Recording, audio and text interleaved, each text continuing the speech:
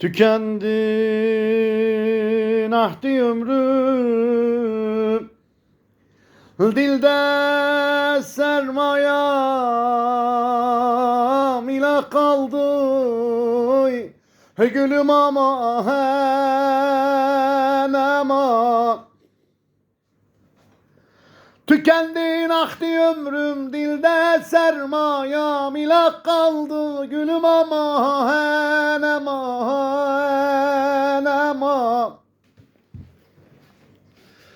Sanırım derdimi lokmala gösterdim, dedi eyvah eyvah. Bu derdim öf'üle bir çare, hakiki bir ilah kaldı.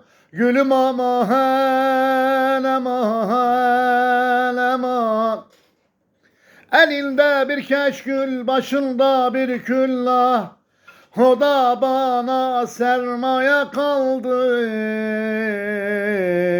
Aman aman aman aman aman aman.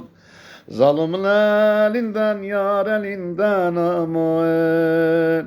Ben öldüm aman, zalimsin oy oy.